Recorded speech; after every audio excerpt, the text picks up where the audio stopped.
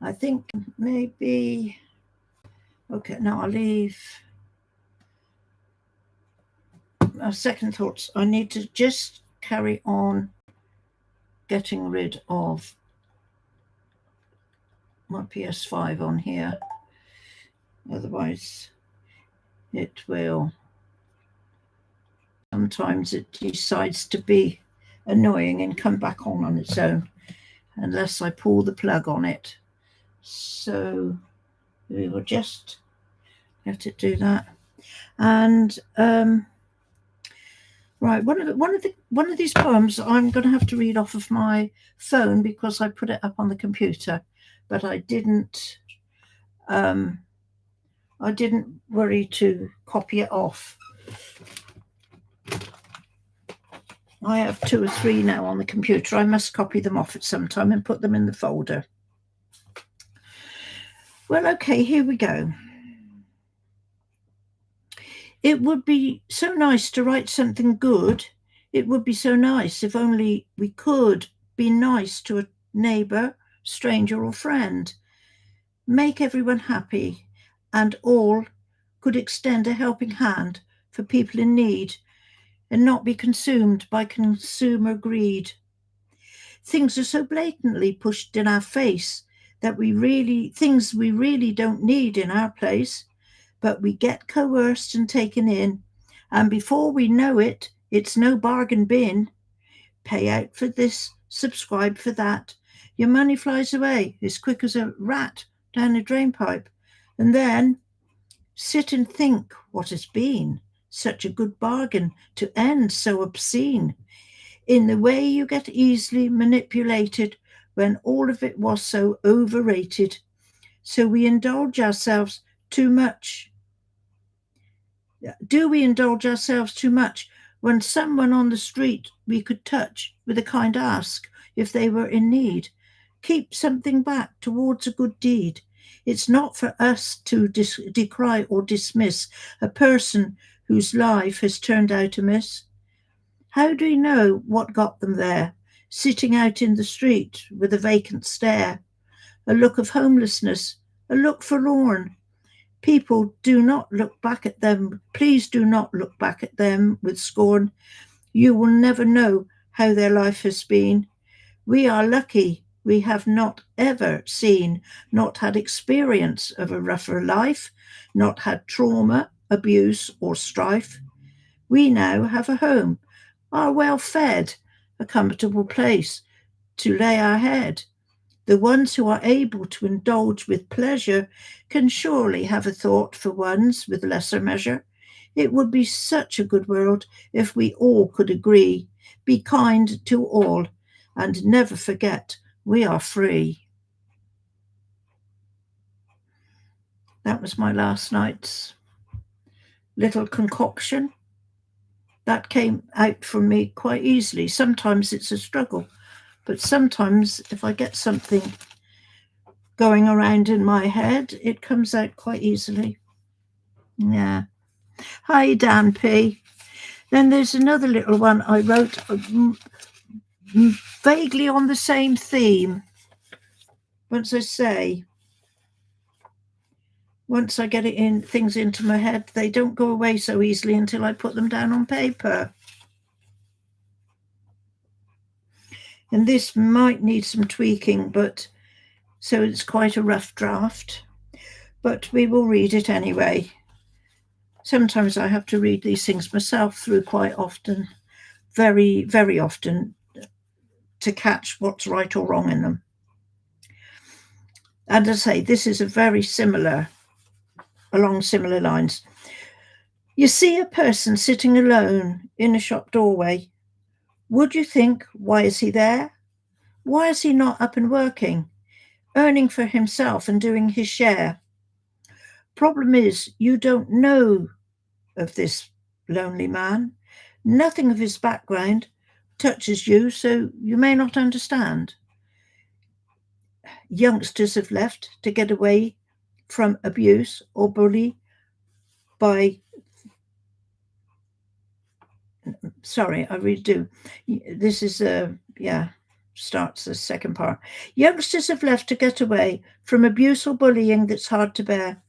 It's so sad that they would rather leave home because of circumstances there.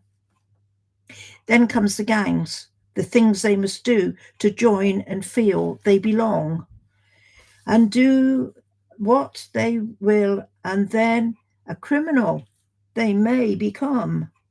Drugs are prolific now every place, so easy to get, so easy to deal, but get it wrong and the police will surely chase, and no compassion does the law feel. Not sure if that sounds quite right. One day they may be that lonely man on the street sitting alone. The years have gone by and so has his gang. No one can he call as his own. So we cannot judge, we cannot decry. Maybe we will, I can't read my own writing here. We cannot judge, we cannot decry. Maybe we will pass on and wonder why. There is a lonely man sitting, looking so sad, who has had no chance in life like we all have had.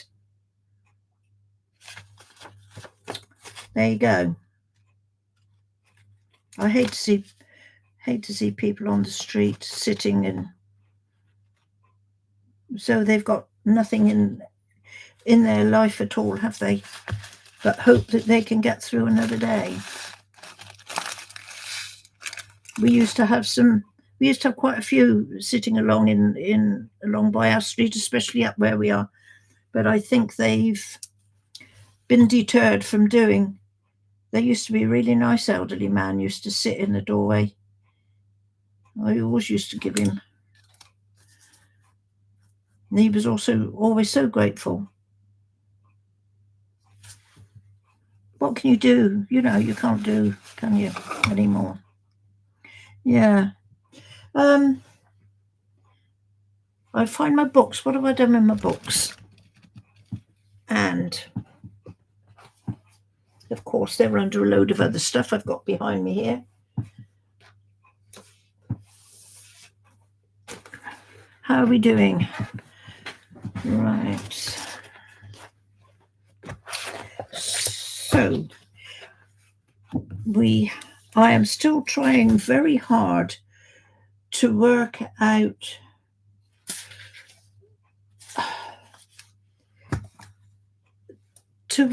what to write about the bosses of Elden Ring. I'm trying to work out something, but I think if I do, it'll be quite a long poem because there's a few bosses to write about if I can get through. I think I've read most of these. This got my granddad.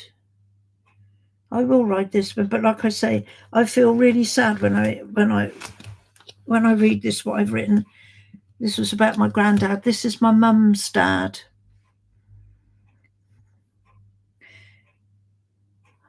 That little maid was my granddad's name for me.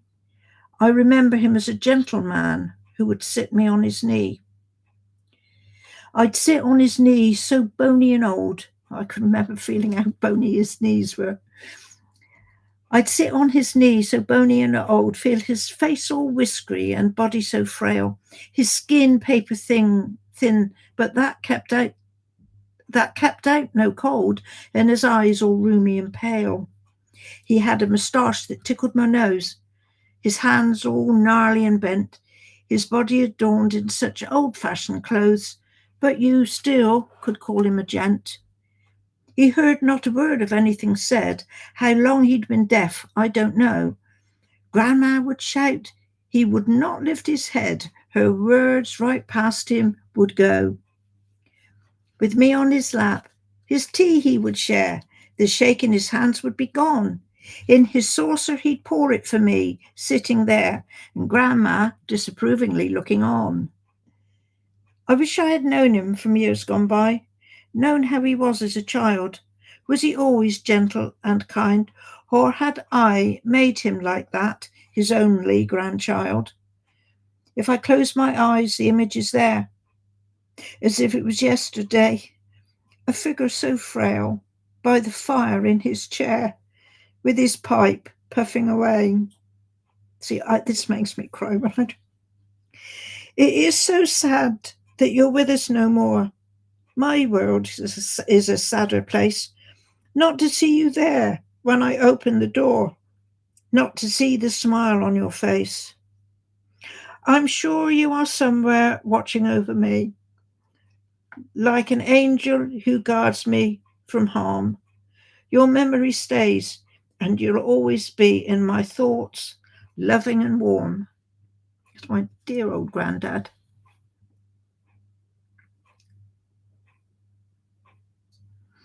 Hey, Michelle. Yeah. I just read, yeah, that thing I wrote. Yeah, there was, well, that Granfy program. I've got tears in my eyes now because I've read that, and I always have. Oh, he was such a lovely old man. That was a granddad that lived to be nearly 100.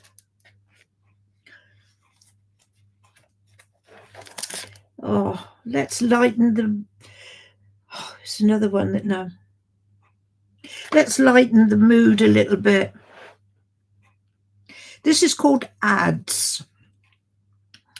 Advertisements on the telly. Try me, buy me, come and fly me. Sofas, perfume, mobile phones, Star Wars figures, ice cream cones, home insurance, motors too, gloss paint, matte paint, red, green, blue. Travel town to town by bus. Tickets 2 for 1, no fuss. Book your holiday in the sun. Car mart, tile mart, sales begun. Bedroom, bathroom, latest styles. Hypermarket, best for miles. Smith's for books, Clark's for shoes, Samuel's for the time. BHS, M&S, Topshop, Next and Lime. Bank with us, we'll give you more. Use this cleaner on your floor. Gleam it, clean it, sparkle bright. These batteries for a longer light. Cream cakes, fresh bakes, buns and tarts. Low cholesterol, help your heart. Organic veg, pre-washed in packs. No GM foods, spuds all in sacks. Your kids will love this trendy bike. Backpacks, tents and boots to hike. To sell the best, all tell you they make you slimmer, thinner, and make your day. There you are. That's what we don't seem to see so many adverts about now.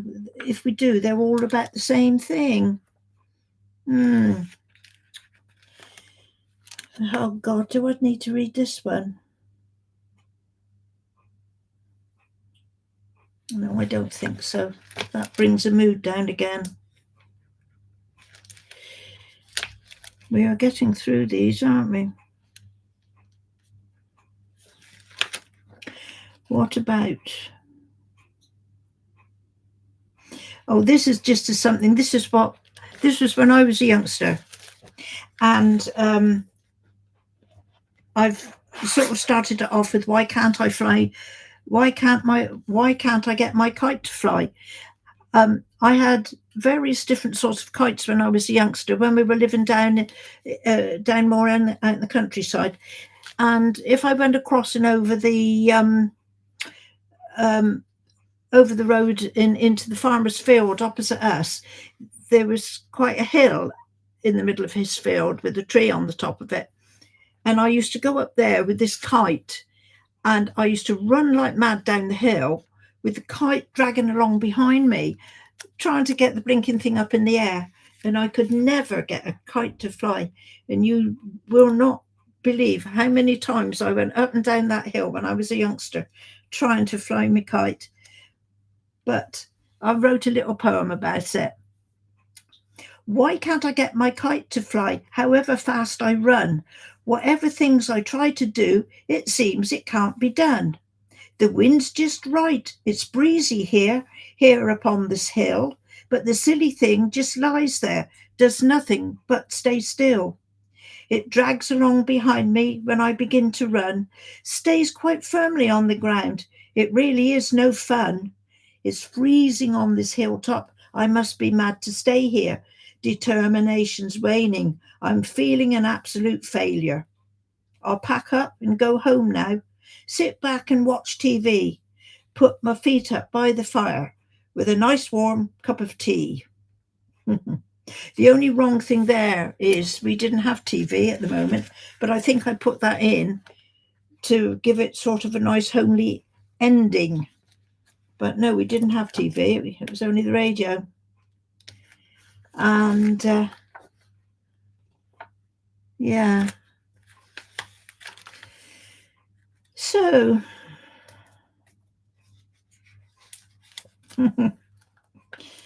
how are we doing for time? Oh, we got 50 minutes already. I'll do one more.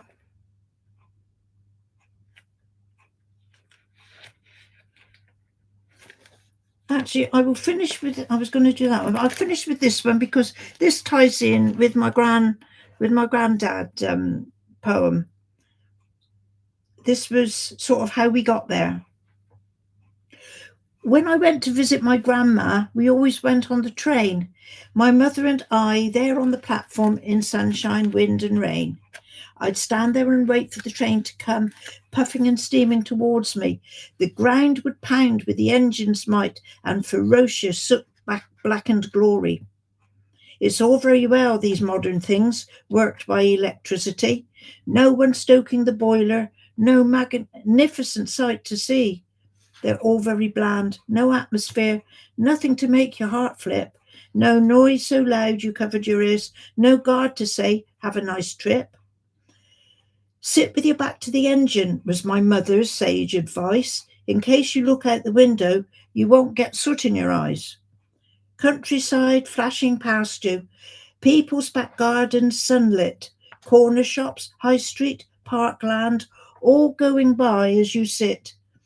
Wheels on the track beat a rhythm, can easily send you to sleep.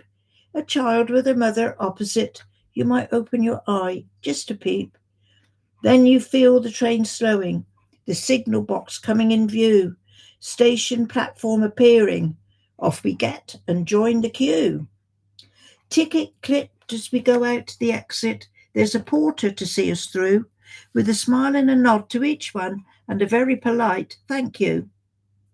Down the road we go to the bus stop, ride the bus through the town. Off we get at the co-op, walk to Grandma's a bit further down.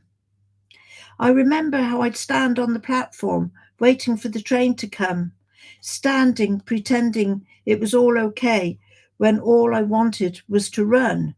As the train came thundering in and the ground shook under my feet, the noise and smoke so overpowering you couldn't hear yourself speak. An adventure so unique of a journey made in those times, giving a memory to relive again, recollections and thoughts sublime.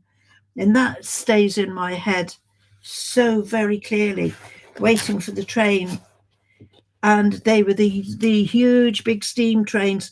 And my gosh, didn't they make a row and racket? And literally the platform, the ground you were standing on, shook as they came into the station. And I was only, well, I don't know. I maybe it was before I even went, maybe I was only 4 or 5. But I remember thinking, it's coming. And oh, man. Yeah. Adulcast. Granny, food and sales, my favourite topic. What age when we got our first television? I was 15 when we moved up from the country house we had and up nearer into the town, into the estate. I'm trying to remember. We had a television. I'm trying to remember the layout of the front room there. We must have had I must have been about 15 or 16, I think, when we had our first television. Yeah, I reckon I was. And Then the next thing about television I remember was, I'm wondering if I was married then. That would have been about 8 years later. I think I was walking down through the town with my husband, and we stopped at the shop that sold televisions and electricals, and they had a colour television working in the window, and it was the Olympic Games. And I remember we stood there and looked at the window, and I remember saying, "This is great, look at it all in colour." But I'm not quite sure when colour televisions came out. But again, we didn't have a colour television until my mum died. And that was something. My father, he was quite happy with the telly we had, the black and white. And my mum used to say, it was my mum was happy with the black and white. He used to say, why don't we get a colour television? And by this time, I remember I was 32. So this is some years on again.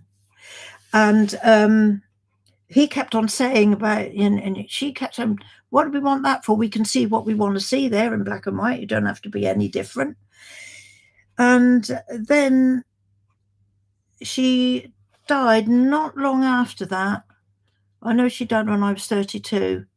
And the first thing my dad did was get a colour television for himself. Yeah. Okay, honestly. But yes, I mean, until we actually, going back to what programs, I cannot remember at all. Oh, man.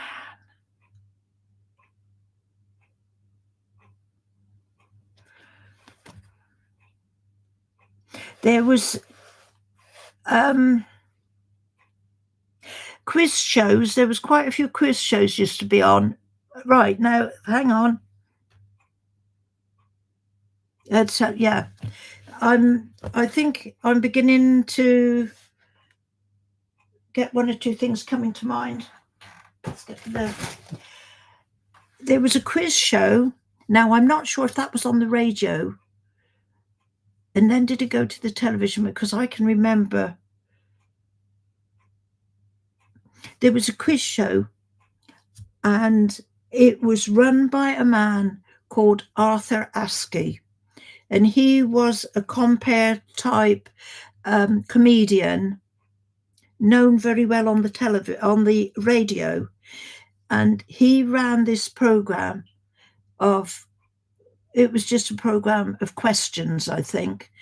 And his favorite saying for something would be, under the table, Mabel. And I'm not sure in what context he said that, but I can remember that was one of his sayings, because a lot of these type of entertainers would have a particular saying that they would come out with every time they were performing. And I'm just I've got this image in my head. I can remember thinking it had to be on the television.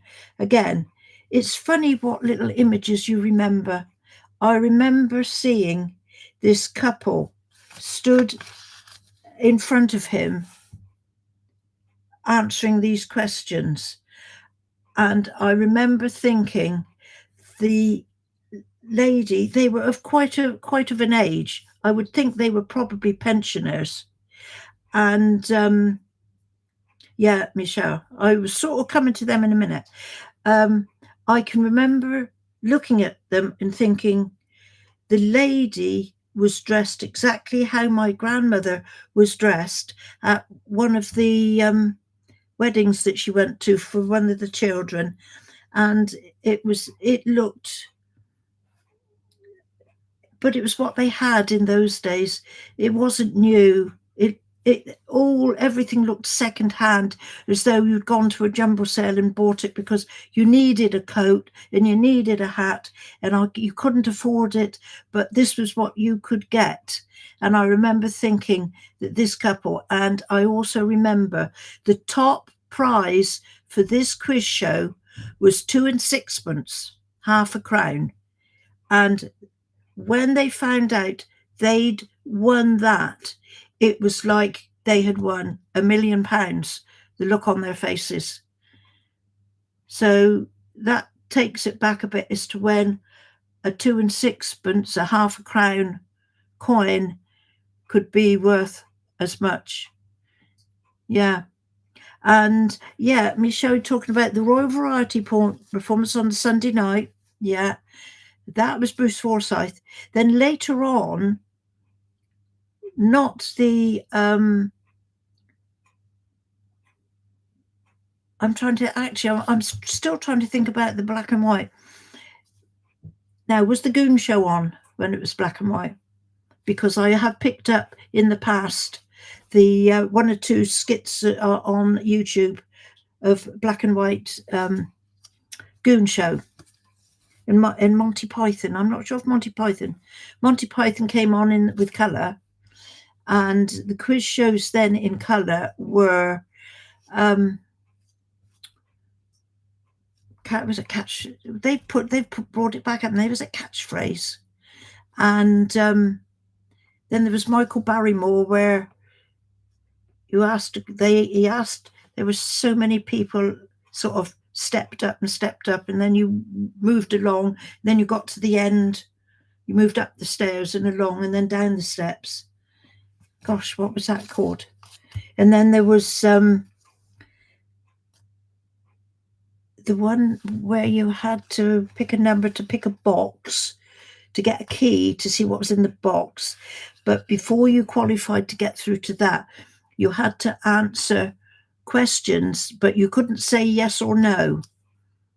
And that is quite difficult when somebody is firing questions at you. Like, they might start off with, how old are you? What school did you go to? And then they might say, are you married? In a shot, they would either say yes or no, and then suddenly realize, oh my God, I shouldn't have said that. Jeez. Oh man, honestly, I'm just chatting a load of, I don't know what you'd call it. But yeah, Yeah, it was Michelle. That was Bruce Forsyth, wasn't it? And then Bruce Forsyth did the one with the cards. And you had to find, did you have to answer a question, and then he'd turn over a card? There were so many cards up on the board, and he'd turn over, and then he would say higher or lower for the next card. Play your cards right. Yeah, there you go. My daughter remembers more than I do. That was play your cards right. And yeah, and what he used to say, it'll be a good night if you play your cards right. Yeah. And that was quite good. Yeah. Yeah. Once you turned over the first card, right? Obviously, if you turned over a 2, and then he would say higher or lower for the next card. If I turn it over, you would obviously say higher because it's a 2. And the times he turned over the card and it was an ace. And in that game, an ace was lower than a 2. It was just a 1. And I used to like the generation game. Yeah, that was always good, to generate. And they used to give some quite good prizes away on that. And was there really, Ida Quass? Yeah. Yeah. Yeah, higher or lower. Yeah. And then some of the kiddies programs they used to have on in the early evening. Sort of like, they used to be on like about 4 or 5 o'clock in the evening. And there was one There was one where they had like a hexagonal display on the screen, and they had to make up. You had to make up words. I can't quite remember how that worked. Grange Hill.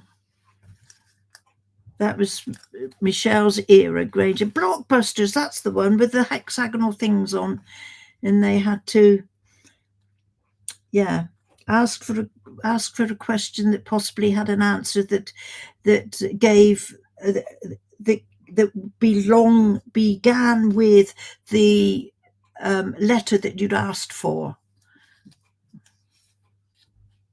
And then if you answered it right, I think this, I can't remember exactly how it all went now, but yeah, Michelle remembers. Yeah, that was for the school kiddies. Yeah, can I have a pee, please? But yeah, they used to say that. Yeah, it's the mister. That tells me that I'm going to have to turn off now, I think. What is the time? Oh, he's finished early. Okay. And do you reckon he's handsome? Don't let him say that. It's time to go, Michelle. It is. Thanks for coming along, and I hope everybody's all right over with you today. And maybe I'll see you this weekend, eh? I've got to go and get some tea again. That's all I seem to be thinking of lately, is what we're going to have to eat. Anyway, thank you, everybody. And yeah, I'll see you tomorrow then. Yeah, it's lovely, Michelle. I will. Grateful for this time together. Yeah, shame it's not a bit longer, but there's always another day, isn't there? Maybe I'll think of some more game shows or stuff on the old telly. I might, yeah. Anyway, thanks, Ida Crass. And Dan was there as well, weren't you, Dan? I think I will. Hang on, where's my thingy? I don't want to miss anybody out, do I? I think it was Dan. It was Dan that's there. Yeah, there we go. And cheese. I like cheese. Anyway, Dan and Ida Cress and cheese. There you go, Michelle. Okay, so let's switch it all off now and come back down to earth, won't we? So until the next time, everyone, which I expect probably will be Monday, we will see what we can do then, eh? So thanks, everyone. Bye. I'm pressing end of stream and it's not happening. You see, it doesn't want to go. Hey, Jazzy Trophy. Oh, bless you. Oh, until the next time, eh? We'll have another go next time. Yeah. Hey, now we're going. Whoa.